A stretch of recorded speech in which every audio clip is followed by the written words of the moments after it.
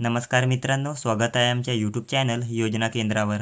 मित्रांनो, आता तुम्ही तुमच्या रेशन कार्डवर तुमचे व तुमच्या कुटुंबातील इतर सदस्यांचे मोबाईल नंबर जे आहे ते ॲड करू शकता।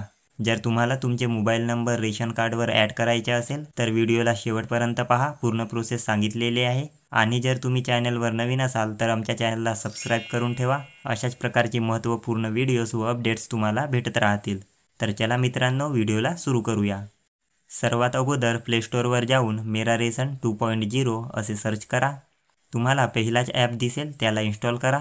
जर तुमच्याकडे हे ॲप ऑलरेडी असेल तर त्या ॲपला सरळ ओपन करा। ॲप ओपन झाल्यावर येथून तुमची भाषा निवडा व खाली नेक्स्ट बटनावर क्लिक करा।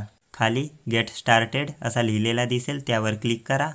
आता येथे तुम्हाला लॉग इन करायचे आहे। लॉग इन करण्यासाठी बेनिफिशरीज यूजर्स व डिपार्टमेंट यूजर्स असे दोन पद्धती पाहायला मिळतील।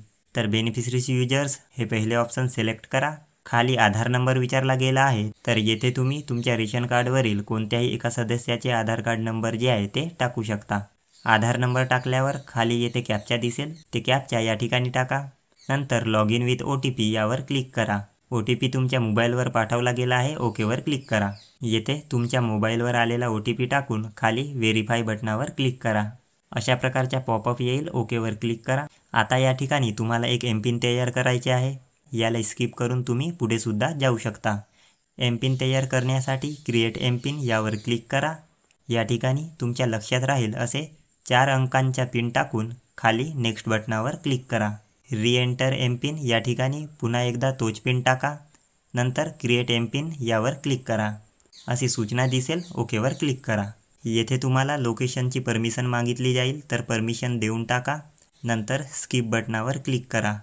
आता तुम्हाला या ठिकाणी तुमच्या रेशन कार्डची संपूर्ण माहिती पाहायला मिळेल। त्याच्याच खाली जर पाहिले तर तुम्हाला पेंडिंग मोबाईल अपडेट्स व त्याच्या पुढे काही संख्या लिहिलेला दिसेल, म्हणजेच तुमच्या रेशन कार्डवर किती सदस्यांचे मोबाईल नंबर ॲड करायचे राहिलेले आहे ते या ठिकाणी पाहायला मिळेल।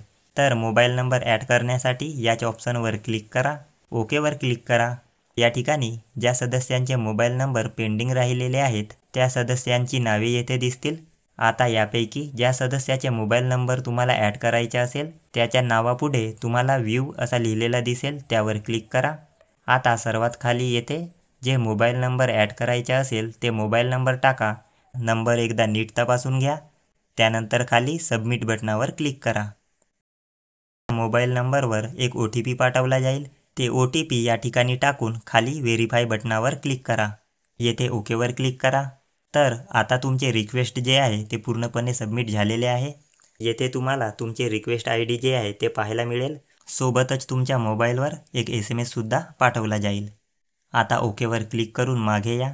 तुम्ही केलेले रिक्वेस्टचे स्टेटस पाहण्यासाठी या 3 लाईनीवर क्लिक करा। नंतर हिस्ट्री यावर क्लिक करा। येथे तुम्ही तुमचे स्टेटस जे आहे ते पाहू शकता। सध्या येथे पेंडिंग दाखवत आहे। काही दिवसांनी तुमचे रिक्वेस्ट जे आहे ते अप्रूव्ह होईल व तुमचे मोबाईल नंबर हे रेशन कार्डवर ॲड होऊन जाईल। अशाच प्रकारे तुम्ही इतर सदस्यांचे मोबाईल नंबर देखील ॲड करू शकता। तर अशा प्रकारची ही माहिती होती। व्हिडिओ जर तुम्हाला आवडला असेल तर हा व्हिडिओ आपल्या मित्रांना नक्की शेअर करा। धन्यवाद।